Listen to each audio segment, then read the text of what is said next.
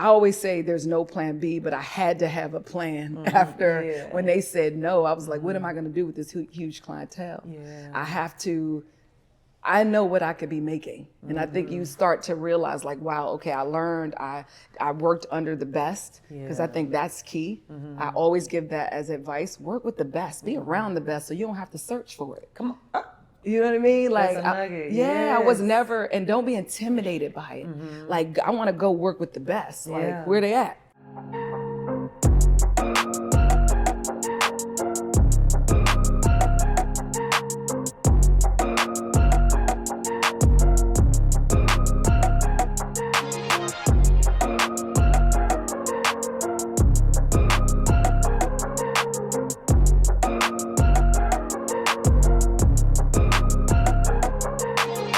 Hello and welcome to this episode of Keep It Positive, Sweetie. I'm Renee Hayslett, and guys, guess what? We are in Los Angeles. I finally brought Kips to LA. Guys, I want to sit down and talk to some of my friends here that couldn't get to Atlanta, so we are here and I am so excited. I want to thank 13 Loon. We are here at this beautiful Black-owned establishment owned by Nikeo Greco, where 90% of her products that she sells are BIPOC founded. Guys, make sure you stop by right here in the Larchmont area. If you don't know where it is, just Google it and pull up on my girl.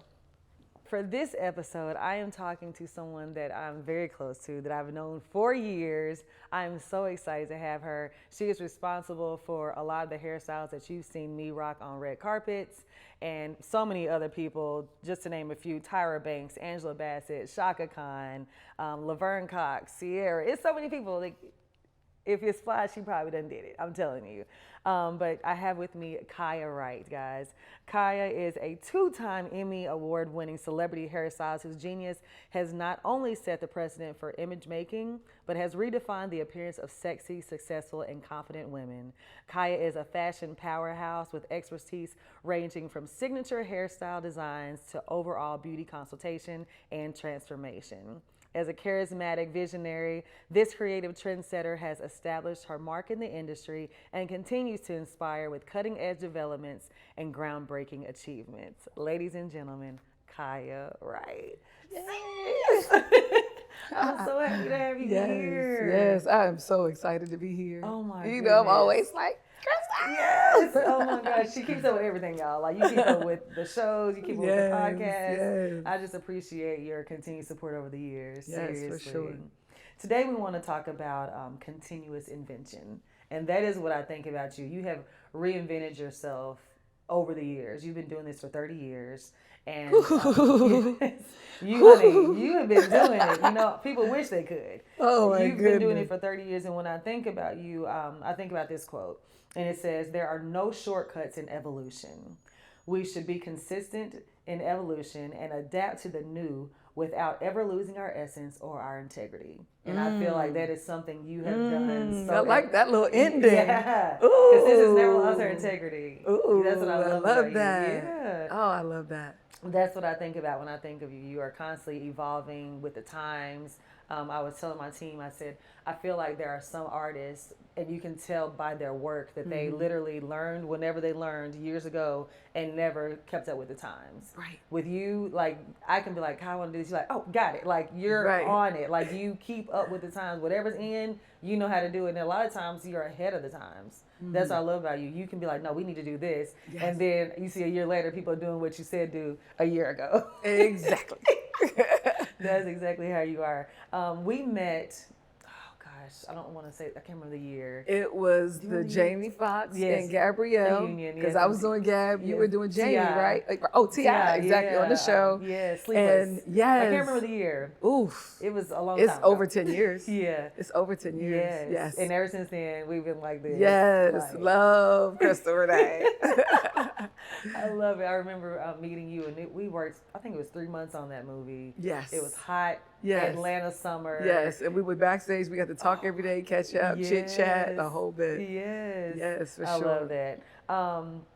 So I want to go back to your growing up, your background. I want to know more about Kiyah and where she really started from. Now, were you the type of girl that played with dolls and like did Yes. their hair? Okay. Yes, and don't play with my dolls. Oh, Like I would be real territorial too. Like had the little Barbies, and you know they had the head, Yeah. and then with the big head, and then you could put all your little accessories like right in the little pie right in the front. Then I had the Barbies. Grandma would buy me all the Barbies. Like please don't touch my Barbies. Like I would be real territorial with them, the styling and putting the clothes. Like yes, it really did start there, and then I would sneak friends into the basement to get their hair done and charge them. I was doing hair, nails, everything. I was 14. My mom had just passed and she put me in hair school. Wow. So back then, hair school you took it as a trade. So like back then it had carpentry, electrician, and I could take up cosmetology. So I took up cosmetology, paid $150 for the kit. Boom, I started doing hair. Like from that moment on, like, and I probably graduated. My mom passed away. It was like literally she put me right in hair school right before that. And she probably passed away like a month later. Wow. So that really was like, it really did spearhead, that gave me a jump start at like making it a career. Right. You know what I mean? I didn't know it was gonna be a career. I just thought like, I'm hustling to make money. My mom just passed away. My grandma and them, they not really giving me money. I'm hanging out with the hot girls or whatever. And I'm like, I need money. You know what I mean? So I started doing hair, sneaking people. I didn't have to sneak. I had the whole basement and my grandma would let me do people's hair. And I would do the little hump nails. Remember they had the little round nails? I did. Before we knew better. Yes, I did everything to just make money.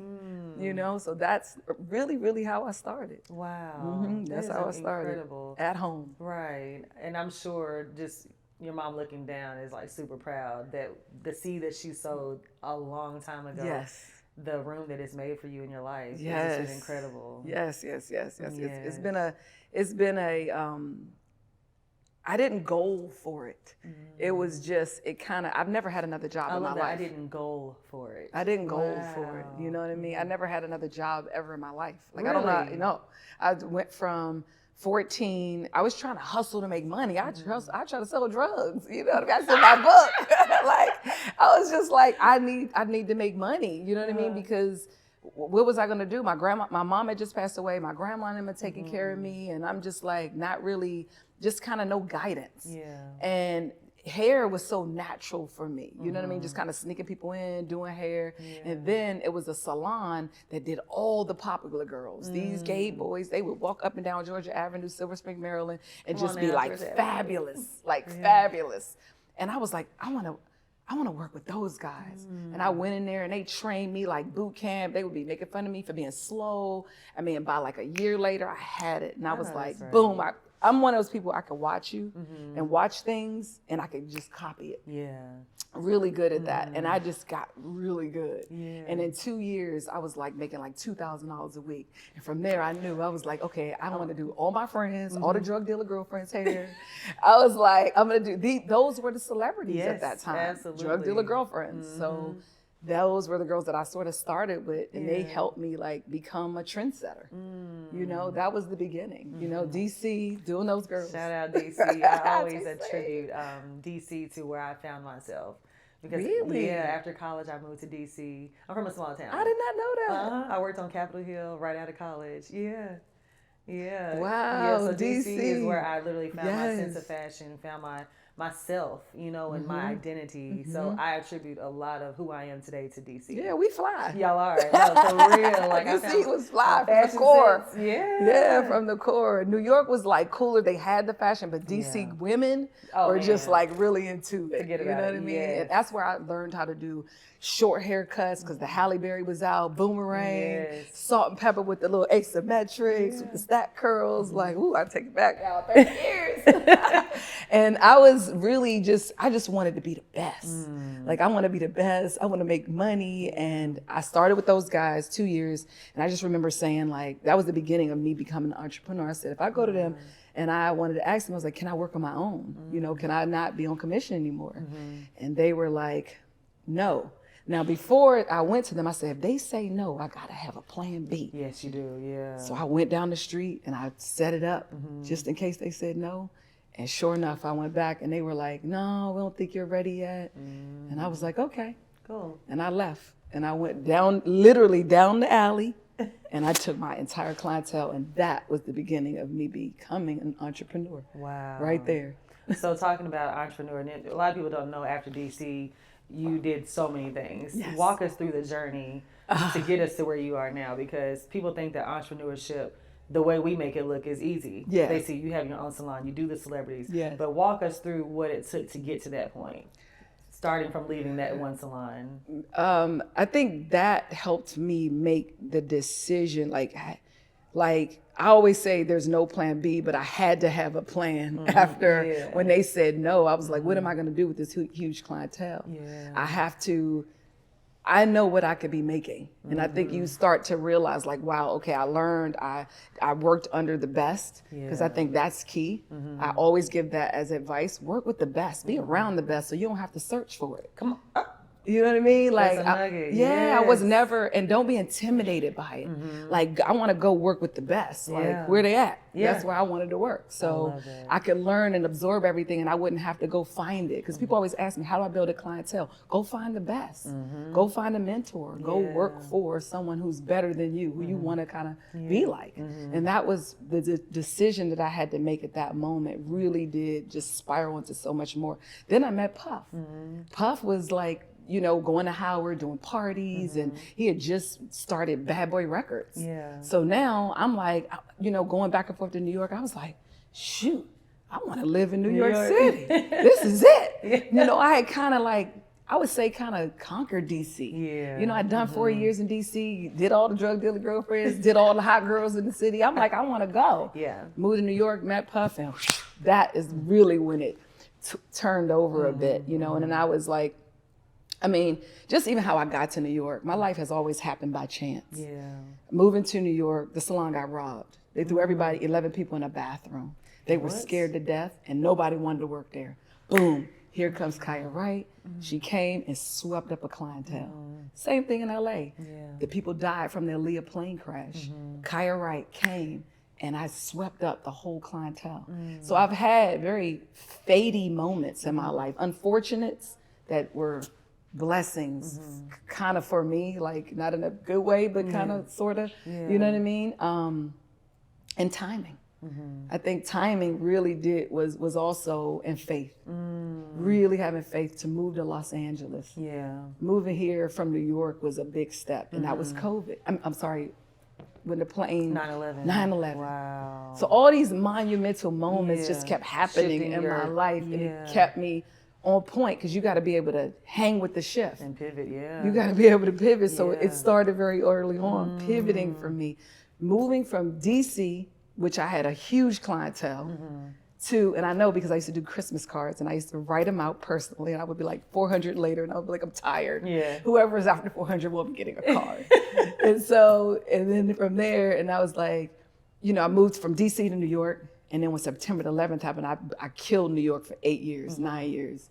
I did everything from the press, from Vibe to Double XL, all the magazines. I got really, you know, big in the editorial world, because you want to get into the editorial world to cross over as a Black artist. And not just the Black magazines, I wanted to be crossover. I've always wanted to be global of some sense, you know. And I just, I became popular, and naturally now the celebrities are looking for you. You know, I'm a salon girl, so I wanted to work at the hottest salon in New York, which is Warren Chaconi. A beautiful white salon. They created the most beautiful salons in the city. They were right next door to Arista Records. Oh wow! So they did everybody, and I was like, I want to work there. And you did? And I did not. Oh, you did not? Okay. They did not. Oh. It was no Black people that worked in there, but one Black girl, and you have to start from the fries to the top. Wow. And if I had to let go of a huge clientele that I had on 43rd and 5th to now move on 42nd Street and 57th Street and 5th, I would have to let everything go to work in there to start at the bottom. Because you got to start at the shampoo bowl, and you have to learn to be an assistant to then become a stylist. So that would have been another 4 years. Taking steps back. And I just couldn't do it. And I just couldn't do it.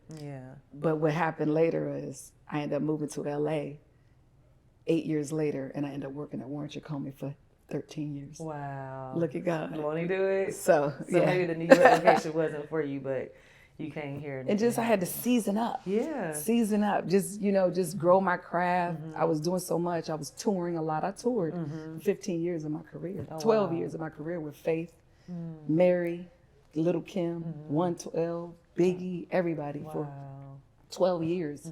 When I moved here, I was like, no more. Yeah. No more touring.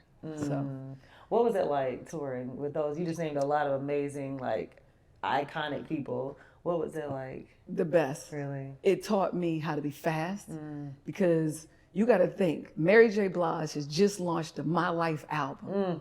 You are going from 3 a.m. in the morning to 1 p.m. at night. And so they would be like, you got to be ready. You got to be ready. I never toured. I don't know what this is like. What is it like being on the road with a girl? I'm going through all the Mary J. Blige growing pains. I'm going through Kiyah Wright not knowing how to be on tour. And I was with Faith first. And then Mary and her stylist had got into it. So we swapped. Puffy said, you go with Mary now, and then her stylist gonna go with Faith. So that's how I end up with Mary for like a year. Oh, wow. And this is the beginning of her career. I'll never forget that show, the My Life album tour. I would go out and watch the show every single night. So I had to learn how to be fast. I had to learn how to pick up the speed. You gotta know how to, like, if they don't wanna wake up that morning, you gotta get her ready in 20 minutes. Nobody cares that you couldn't get her ready. No one cared that, the timing didn't work out. Right. No one cared. So it taught me very early on, be ready, be prepared, have options. Like they could change their mind at the drop of a dime and be good. Yeah. Because your work is gonna be featured on national television. Yeah, right. And you're gonna get murdered if it doesn't look right. And you will, because they will, especially nowadays, they'll zoom right in and be like, oh yeah, that happened to me too. So, it happens to the best of them. Yeah, so just, I think life really taught me so much on just, and I've had so many stages of my career, like starting out as a salon stylist, touring for years, then boom, moved to LA, and now I meet Tyra. Yeah. J Manuel introduced me to Tyra. It's like, I think you need to, do this, work with Tyra. She's like great. She's launching this TV show. And I was like, TV, it's not a lot of money. I don't know if I want to do that. I'm killing. I'm just growing my clientele after like a year in LA in the salon. And I'm like, and freelancing. So I'm like, I don't know. I'm making good money here. Should I leave this to do TV? Finally, she kept asking. 2 years in, I was like, Tyra had to ask you for 2 years? I didn't get the concept. I didn't get the concept because I was making money. And I was working with all the celebrities just freelancing. And then finally I was just like, something said, just do it. And it was life-changing. I got to work with an iconic woman who taught me so much about professionalism. She taught me about like how to show up on set, remembering how to model, lighting. Like, I'm the one now that go behind, like the celebrity tell me, Kai, go check the light. I'll tell the director the light ain't right, the hair too hot at the top.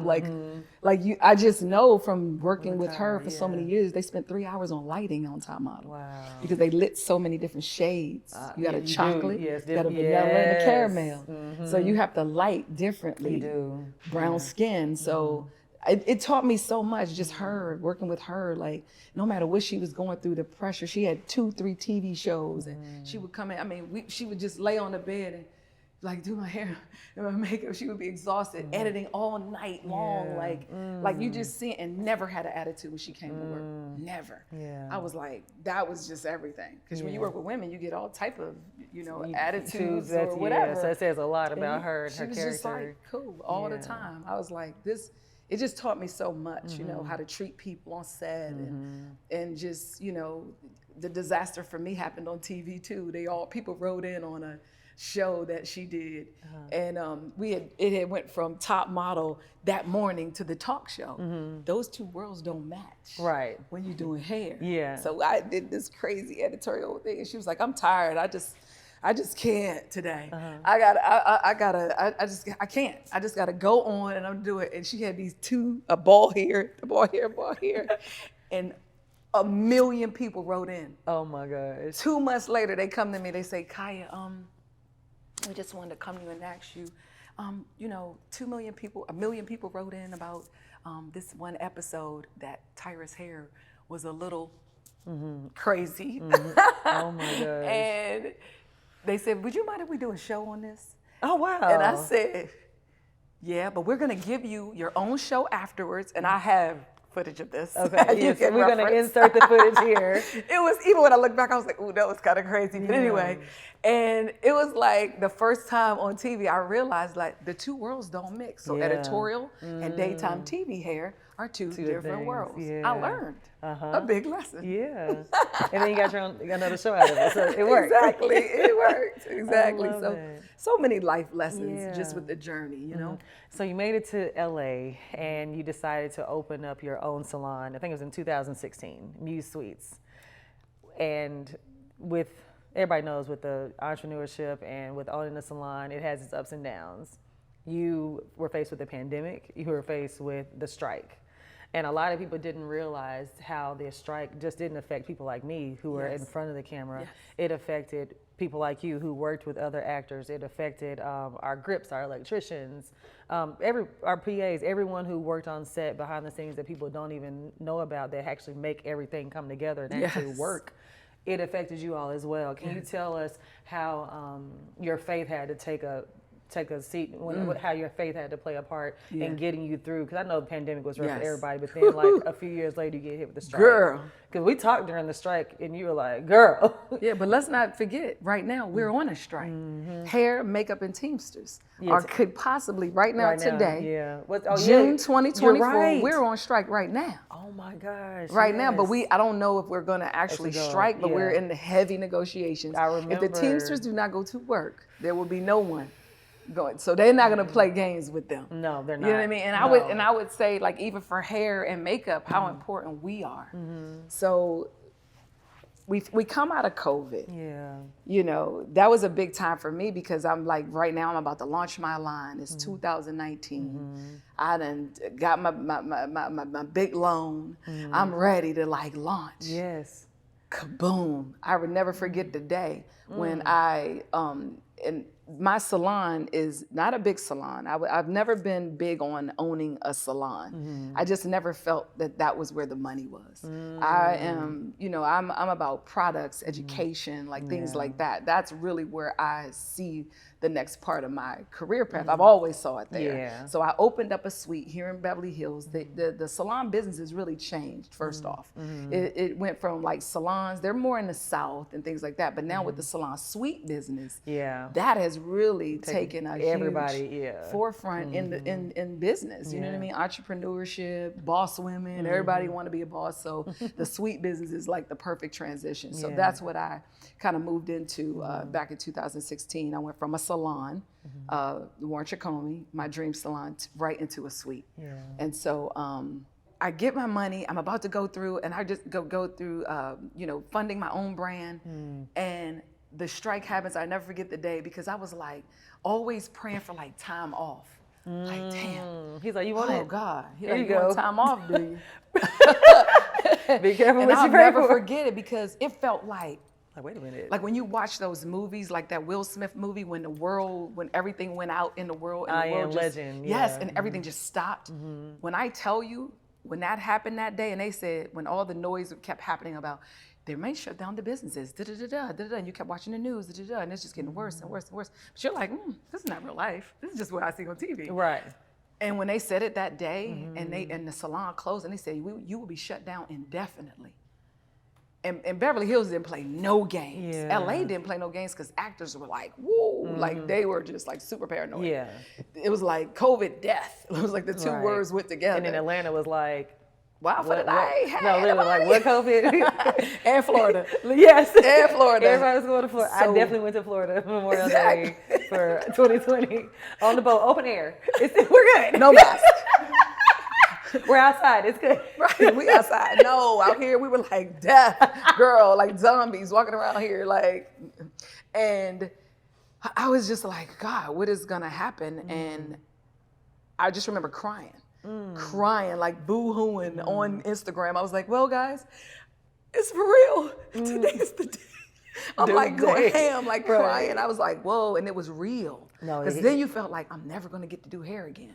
I'm never gonna use my hands again. So I had to take my home office, turn it into an office, get some wallpaper up, build it out. I remember and that. make it like, and I got a deal. Another deal with Procter & Gamble, 6 figures. I gotta do that. I was like, do it? God, thank you. So now I'm like, oh my God, thank you so much. And I'm like, and they made me like, I just went online and I talked to families about, you know, like hair, home makeovers at home. Or I just spent it any way that I could. And just, I had time off to think, ride my bike, hang out with friends. Exactly. We were going to bars on the bike every day. Child, we was no mask. I haven't rode my bike since 2020.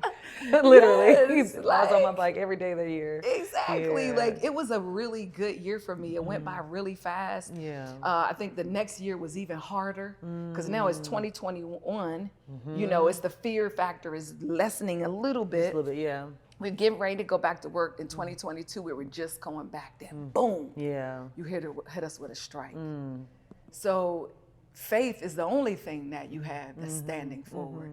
Like really, like I have to, when my mom died, my mother died in front of me. So it was like, boom, oh shit, like an aneurysm. She had an aneurysm. My mom died of an aneurysm. I did not know that. She died of an aneurysm. So when she died, it was like, whew, sudden, you have to shift. Immediately, your mind has to shift. Like, you gotta take care of yourself. Like, what you gonna do? You gotta take care of yourself. Like, there was no mom, grandmother, nobody. Like, everybody died in 5 years. Mother, father, well, father wasn't really there. Grandmother, thank you. I knew, I was like, I'm not gonna cry today. Everybody says that. So, no, it's okay. You have to immediately take a shift in your mindset. I'm 14. I'm 14. So I'm becoming a young woman. I'm seeing what she's going through, an abusive relationship, and just having to pull out a knife to stab this dude because he's trying to beat my mom up, like craziness. And she's like, I'm out of here. I'm moving. So we move in with my whole family. And that's a combustion. So it's like 6-bedroom house and it's just like way too much. And my mom fussing at my aunt about sitting her fat ass on the couch. I'll never forget it. And then boom, she falls on the floor. Because my mom had the white couch, child, with the plastic on it. And my aunt used to just sit on it every day and watch TV. So she was just not having it. And she just falls out of an aneurysm. And that was the last day. And that's the day where my mom was the type that was like, she didn't say I love you. She never said I love you to mean it. It was always, I'm gonna show you I love you than to say it.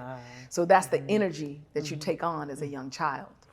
You take on that armor. That's your armor. That's your defense. That's your, you know, that's how you make it through life. Like, you know, I have to show up. I gotta be whatever it is. Like she raised me with self-esteem, hold your head up, high, you know, she put me in hair school. Like all these little things just like fell right into place. So when she passed away, it was just like, you're on your own. You gotta figure this out. And I think I was already raised. She was like, and take care of your brother.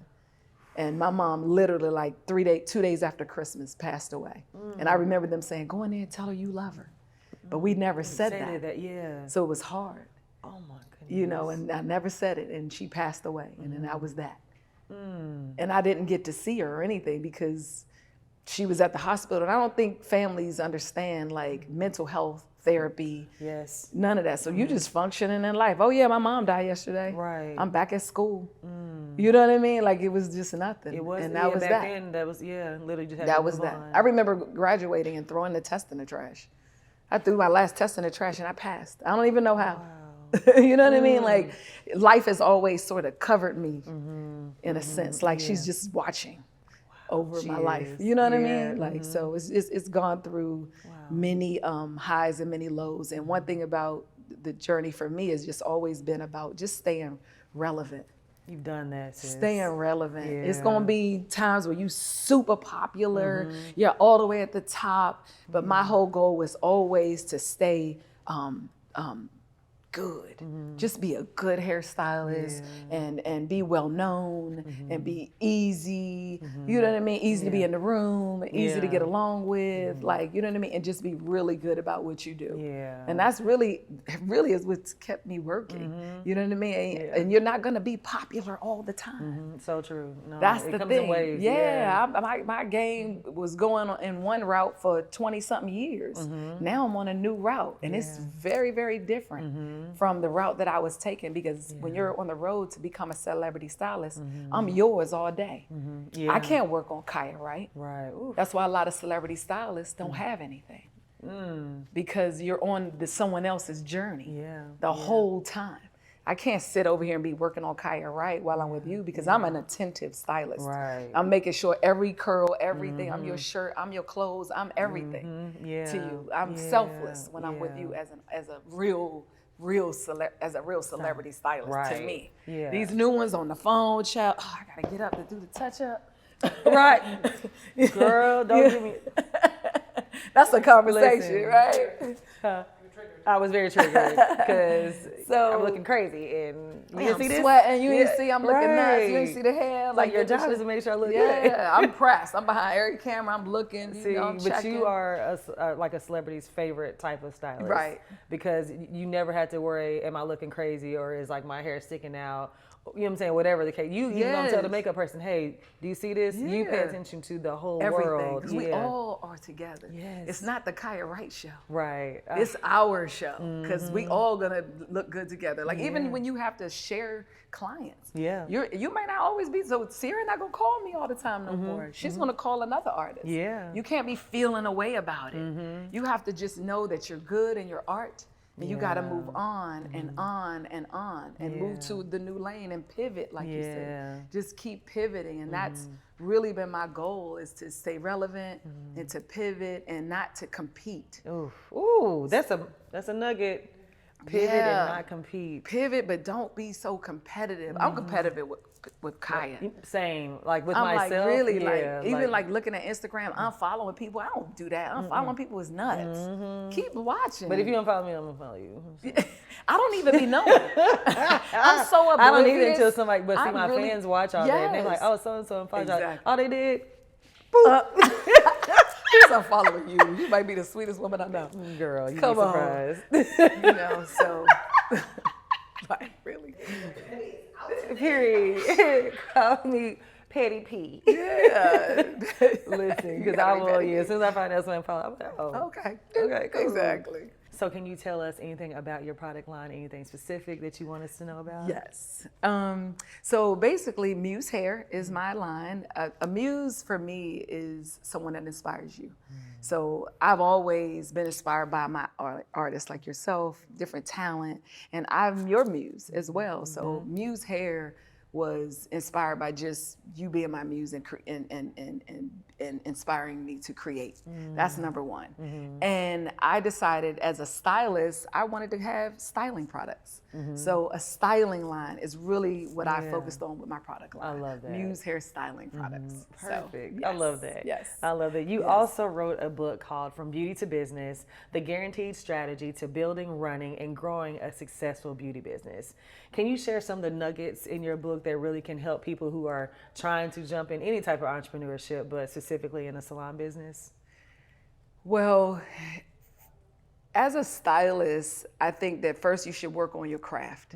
Perfect your craft. Be good at what you do first. Let's just start right there. Let's start with like really perfecting your craft, spending time with it. I say 3 years is really what you should really focus on as a stylist, 3 to 5, to be good, to find your niche, find out what it is that you love about styling hair.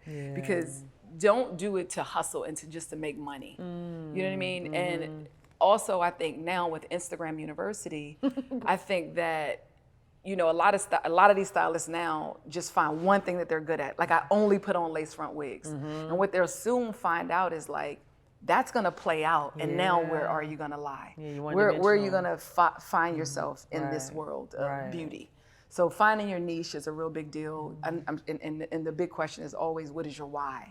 Like, why are you doing this? Where is it coming from? Like, what is it that you're, passionate about in this whole thing? What keeps you going every day? Mine is making women feel and look their best. After every styling, there's a hug. To get a hug is so endearing from a woman. Like, she feels beautiful. Like, and she start dancing. And if she start dancing, that means she happy. And that's what you want when your clients leave you. And if you're not doing your friends, you're probably not that good. So, and just for me, also, it's no plan B. Like, this was it for me. And I'm not gonna stop, you know what I mean, till I get to where it is I wanna be. And I think that's what you have to know as well. That's incredible. I love that. Yes. Thank you, Kiyah Wright. Thank you, So happy we got to do this. Yes. This is so good. Yes. So when I think about your journey, I see a very driven woman who's been so focused on her career. How have you balanced that with love? Well, I think there has been some sacrifices. I always wanted children, so I haven't had any kids. I did freeze my eggs, so there's still a possibility. Making space for love is funny enough that you said that. When I was younger, I used to be obsessed with Tony Robbins. And he asked a really, like, for me at like 18, 19 years old, I'm like obsessed with this guy. I'm like, Grandma, please, can I get the 48 CDs, about motivation and da-da-da-da. So he taught me really early on, like, about manifestation and like really like putting it out there, whatever you believe and see, you can have. And so he asked this one question. He said, what are the priorities in your life? And this is intense for like an 18, 19-year-old, but I'm like, okay. So because I used to journal, so I wrote it down. It was success, money, power, something, and family is number 5. This 5 is so symbolistic to my, I don't even know if that's a word, but this word, symbolistic. This is so symbolic to my life because I'm at the 5th chapter of my life. I'm 50. Wow. And family was number 5. Wow. And my current boyfriend now always says, I love you. He stops me and I love you. And I'll be like, I love you too. I guess I should say that. Ooh. You know what I mean? Like, from your but childhood. I feel it in my heart, but because my mom always said, I can show you better than I can tell you. That always is my love language is showing you my love of some sort. You know what I mean? And I think that now that's all I am made up of is looking for love. Wow. Not even looking for it, just being like, let me be more love. Let me have more time for people. I miss weddings. I've missed big dates, like just being so detached from from those things. Because when you lose someone so significant in your life, it's like you deal with a little bit of abandonment. And the abandonment is masked by this protection that you keep around yourself so that you're not hurt. And you don't even sometimes allow yourself to be loved because you don't even know how. You don't even know how. You don't even know how to be loved because you're like so busy moving, going, dodging and ducking it because you gotta, and whatever comes has to fit in my life. It has to fit in my life. And I had to realize, like, I've even with dating certain men, if it didn't fit in my life, because if you take me off my journey, I don't know if this is gonna work out. It has to fit in my life. So, like, even when I talk to women about relationships, I don't like women that encourage me to bash or talk bad about men, because I have to be encouraged to love. Kiyah, I have to be like, if you be like, girl, he ain't shit, like, I know he ain't shit, but I have to be encouraged more the other way, because I could be tough on that side. I like to be like, be more loving and be more this. I like that conversation better than like the bashing kind. So I have to keep it in my life. I put it on my priority board. I write it on my inspiration board, my journals. It's all around me, just like love. Like, so it's been a sacrifice. But now it's kind of like it's time for it in my life. I can attest to that too. It's definitely. When people ask me, I do feel like a part of success is sacrificing love. Because sometimes what a man needs, you can't really give that to them when you're so busy trying to make your dreams come true or to strive after certain things. So I definitely, I'm in that same boat. Still don't have a man, still single, but I feel like that's a part of the sacrifice. And I know that when it's time, God will make provision. Yes, He will. And everything will be in place. Yes, He will. Yeah. And I believe He will make space. Like when people, it's a saying in LA, they always say, there's no men in LA. There's no men in LA. I'm like, that's not true. That might be true for you and your truth, but the truth is really what you believe. It really is. You think the same thing for Atlanta? I don't think it's no men in Atlanta. I believe it. I believe because if that's the mantra in your head, your man could move to Atlanta. Come on now. He could move there. He really could move there, and he's just for you. That's just how God is. Like, and even that's so true. with, like, you know, I'm dating now. The man that's in my life, he was sent here for me. Even if it's for a time, he's here for me, and God will only give me what I need. Absolutely. He really would. Like, it's like, He's done that for me in my life so many times. So many times. So, hey, thank you, God. Period. I love it. I love it. This has been amazing. Thank you so much. No, thank you. I'm so proud of you. Yes, give me hugs. Love you. Yes. Love you so much. I love you. I love you too. Now I can say it. There we go. There we go. So we're going to do, at the end of the show, we do what is called positive outcomes. Okay. This is where our listeners write in and we give them advice. Okay. So this one says, Crystal, I absolutely loved Eva's episode, and I love how she makes it a point to wear her locks no matter what character she plays on screen. Locks get such a bad name and have been reluctantly associated with beauty. I have a 23-year-old daughter who works in corporate and is having a hard time coming up with professional ways to style her locks. I constantly reinforce that her locks are beautiful and she shouldn't have to wear a wig at work to fit in. Can you please give her some advice on how she can feel comfortable going to work rocking her natural hair? There's a law passed called the Crown Act, where now that we can wear our hair however we seem fit and it's okay. You know, so I would tell your daughter to one, like you tell her, your natural hair is beautiful, is what God blessed you with. And we as African Americans have certain ways that we show our blackness, and a lot of times it's through our hair. You know, whether it is rocking a wig or man or woman too. Yes, braids, locks, our afro, our curly hair, whatever the case may be. For so long we thought we had to straighten it to feel pretty. And I had fallen into that for a long time because I worked on Capitol Hill. So I felt like I had to wear my hair a certain way to fit in. So I totally understand where she's coming from. But I think it starts within, knowing that you are beautiful the way God made you, and understanding that however, no matter, I think it was Indiara, I am not my hair. Like however you rock it, it's good, you know? So what we're gonna do, since we have the legendary Kiyah Wright, I don't have locks, but I got braids. So Kiyah's gonna play with my hair and give you a little, you know, idea. Should we do it right here? Yeah, let's do it right here. We're gonna do it right here. Let me get behind you. We can talk about this. Okay. We're gonna start here so that get a little dramatics. Okay, we're giving some drama. Okay, we're giving a little dramatics here. So Kiyah, do you have women that work in corporate America that have natural hair that you may have to help style? Yes. One of the things that I'm loving about from braids all the way to locks right now is, first things first, what I would appreciate is if you keep them groomed. Because sometimes I think people feel like because they have locks, protective styles, they can just grow it out. It looks a little unkept. And I feel like just keeping it fresh, a little bit of edge control can refreshen them. Even if you do just the hairline, keep them fresh, keep them groomed, and shape them. I like shapes. Shapes really do help you just have a style. You can kind of create your own crown. I think perception is still perception, no matter what. You know what I mean? They're gonna still see you having locks, no matter what the crown X says or anything like that. Yes, it's okay, but the perception is still the same. Oh, you have locks. People, because it's still new. It's very new.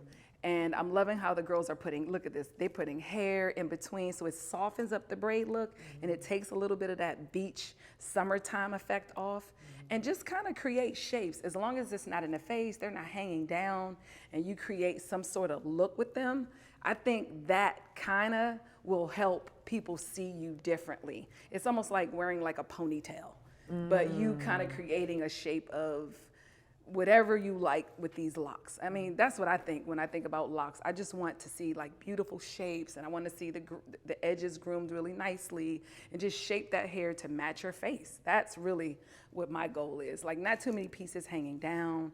I think that also makes people feel like, you know, they can see your locks. You should be able to see them, but I think they should feel shaped of some sort, like yours. They're so nice. Yes, we love Chanel locks. I should have pulled you in here.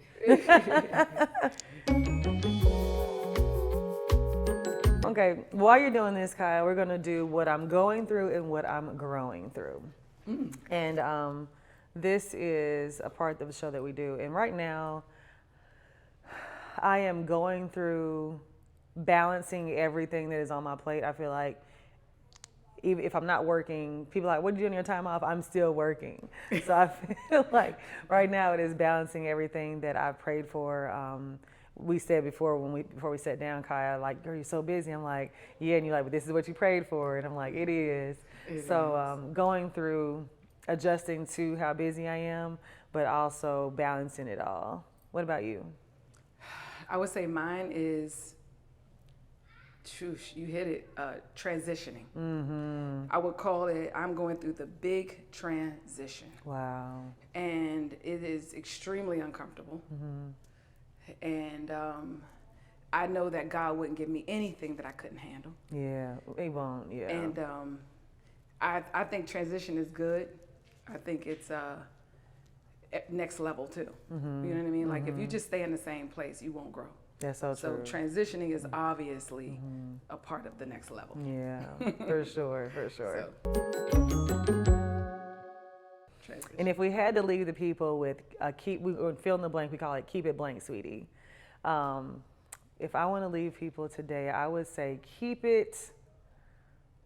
Ooh, that feels good too. Nice and secure. She didn't even have no.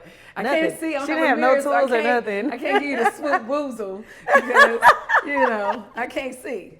I would say keep it fly, sweetie. So how would you fill in the blank? Keep it blank, sweetie. Keep it reinventing, sweetie. I like that. That's what you do. You do it very well. Exactly. You do. Exactly. Kiyah, thank you so much. Thank you. Oh, yeah, she cute. Ain't She cute. Yeah, period. Grown with a little hair down, a little half up, half down. Thank you guys so much for tuning into this episode of Keep It Positive, Sweetie. If you want to write into our Positive Outcomes listener letter, write into keepitpositivesweetie@gmail.com, and that is sweetie with an IE. You can follow me on all platforms at Love Chris Renee, and that's LUV Chris Renee. Kiyah, tell the people where they can find you. Kiyah Wright 1 on Instagram or KiyahWright.com. All right. Guys, in the meantime, in between time, you know what to do. Keep it positive, sweetie. We'll see you guys next time.